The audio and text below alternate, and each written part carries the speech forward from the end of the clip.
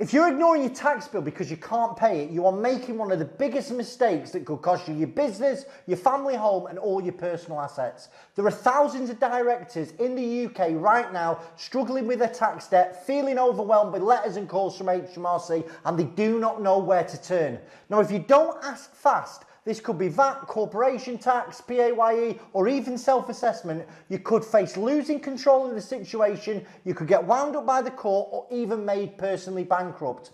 I want to tell you about a story that happened between Christmas and New Year. We got an inquiry on the 1st of January. A guy had built up a massive chunky debt to HMRC. His intention was to pay it, but it was just down the road. He buried his head in the sand. Anyway, a winding up petition come. This guy was based in Scotland. It's a little bit different to England. We got one of the top insolvency lawyers in Scotland to speak to HMRC, basically offering them nearly £500,000 down and the rest over 3 years. Guess what? They said no. This guy has lost his business, he's lost his livelihood, he's lost everything that he's worked so hard for, and he's actually having to go out there and get a job. It's been catastrophic for him. Please don't make the same mistakes. Remember, my name's Chris Worden, I'm from Director First, and I'm here to sort of guide directors who are watching YouTube looking for advice around business debts. Let's talk about, first of all, what type of taxes you might be struggling with. First one is corporation tax. It's paid yearly on profits. If you're not making any money, I mean, that causes other problems, but you're not going to be billed any corporation tax, okay? VAT, you pay it quarterly. Essentially, you charge your customers, you collect it in, you give it to the government. You are like one of the government's debt collectors. Pay as you earn is paid monthly. And there's self-assessment tax, which is paid yearly in 2 instalments. Generally, one at the end of Jan, one midway through the year on account. Now, it doesn't matter which tax it is, there are solutions, but if you don't deal with them, there are massive problems waiting. HMRC have a number of ways to try and recover money, right? Early actions will be letters, phone calls. If you don't deal with these letters or phone calls, it's going to escalate. And it escalates to bailiffs on the door or enforcement agents, statutory demands. They're basically formal demands for repayment within 21 days. If you ignore these statutory demands, it can lead to a winding up petition if you're a company or a bankruptcy petition if you're a person. Now, what I want to talk to you about is what happens when HMRC actually take legal action, right? If you are a company and they've had enough of trying to get their money out of you, eventually they're going to issue something called a winding up petition. But before then, you're going to hear from someone called an enforcement officer. Now, an enforcement officer will visit and they can seize assets. They can actually even freeze bank accounts. But the big pain for people, and I've seen this between Christmas and just before Christmas it was, we had a guy who had gone into going into liquidation on the south coast, and there was an enforcement agent there, and they basically, before he'd initiated proceedings with the insolvency practitioner, it's one of those that made an inquiry and then buried his head in the sand for a little while. This HMRC enforcement agent, he went round all the assets in the business, he wrote them down on a clipboard, and the guy's rang me, he's gone, Chris, what do I do? I says, there's not a lot you can do now, John. Them goods that HMRC have basically took control of, although they're in your premises, you can't buy them now. You can't do a pre-pack liquidation.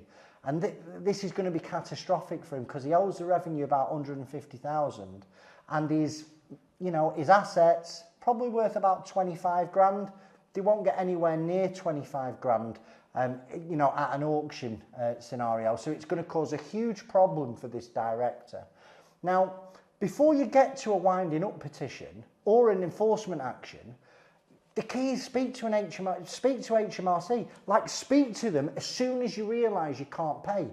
There's something called a time to pay arrangement, and it's where you spread payments over sort of 6 to 36. I've seen them 36 months. I've seen 3 years. Apparently, you can get them longer. I've never been involved in a case where you get a time to pay over 3 years. Okay.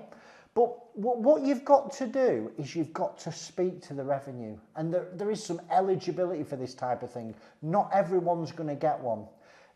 a time to pay arrangement, just so you know, it's an agreement with HMRC that allows a business or an individual, and when I'm talking about individuals, I am not regulated to give consumer debt advice, right? I'm just talking about general principles, okay? But a time to pay arrangement, there's an agreement that allows a business or an individual to spread their tax debt payments over a longer period, right? They're not going to accept everybody. There is eligibility, right? But when they're looking at it, the first thing is, it's like, is there genuine hardship? You've got to demonstrate that you can't pay the full amount, right? But you're actually willing to make some regular payments. You've got to have some, for me, some past compliance history. If you've never ever paid an HMRC tax bill, right, you're racking up hundreds of thousands of pounds or tens of thousands of pounds, and you're ringing them going, oh, we want a time to pay arrangement over 3 years.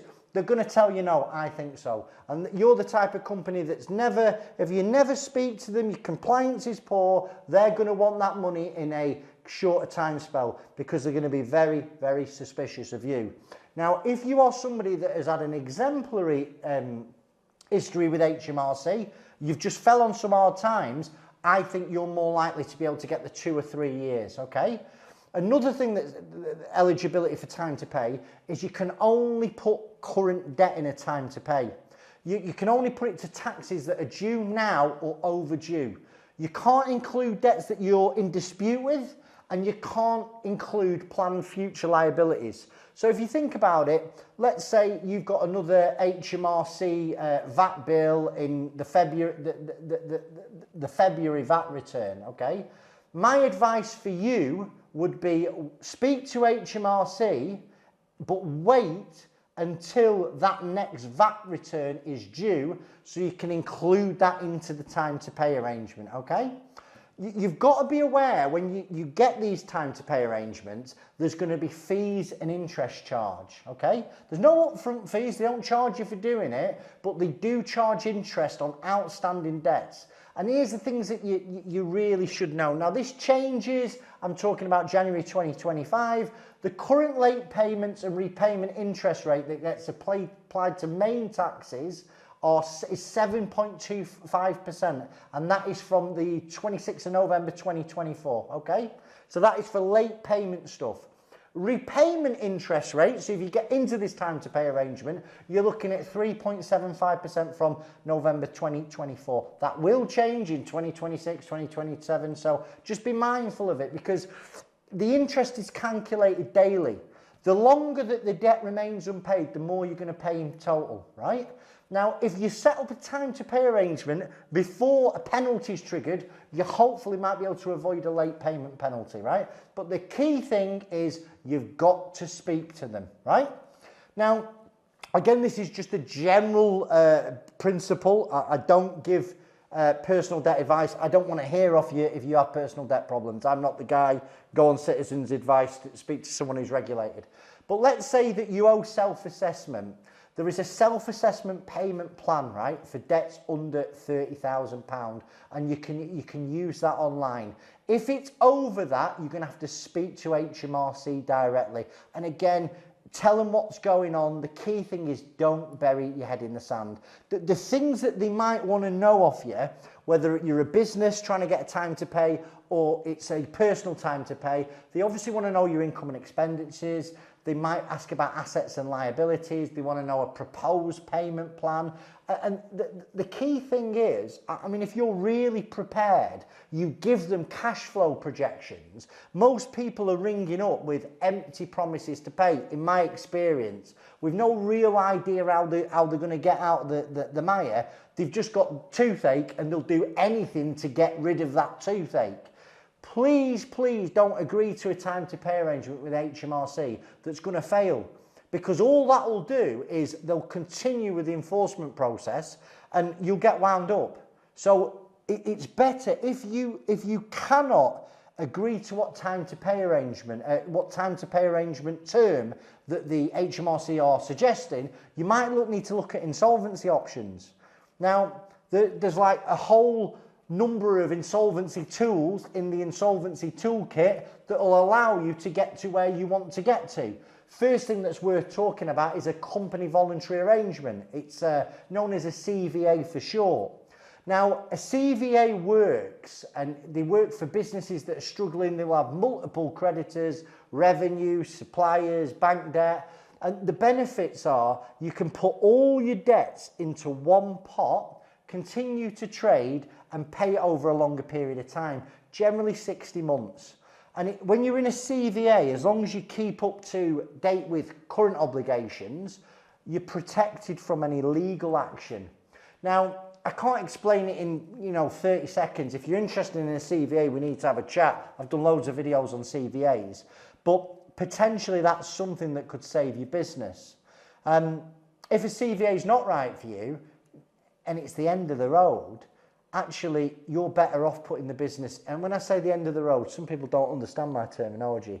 If you're past the point of no return, there's no way you're going to be able to pay that HMRC debt over the time scale that they're giving you, and you want to close the business down and put a full stop, you're probably better off putting the business into liquidation. In fact, not probably, you're definitely better off doing this voluntary. Now, a voluntary liquidation is the best option for a business that's insolvent and has no hope of recovering, okay?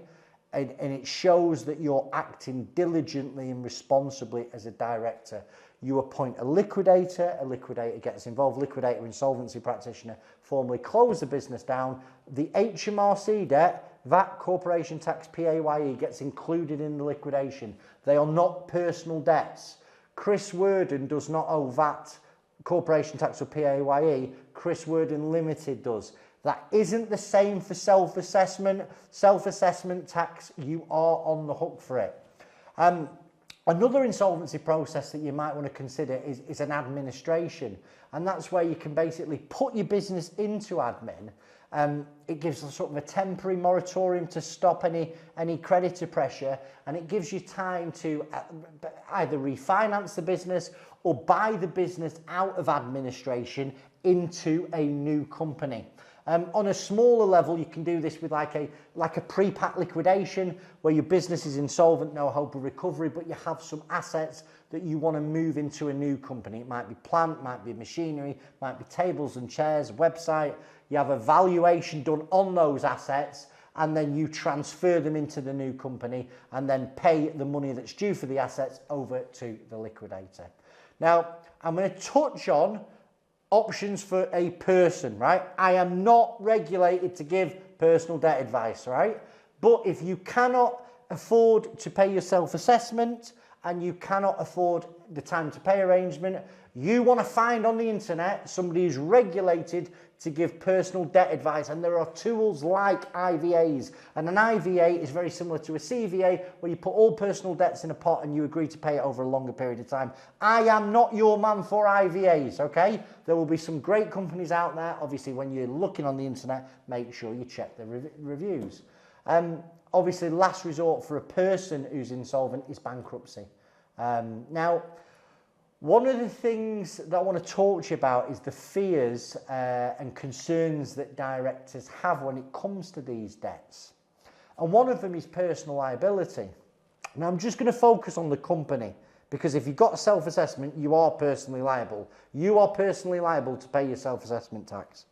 But when it comes to VAT, corporation tax and PAYE, it's very unlikely you'll be made personally liable for those debts. They are company debts. They're not personal debts. An insolvency process like an administration or a liquidation will take care of those debts. They will go into the liquidation and they don't follow you round, okay? Another worry for people is their impact of their credit rating.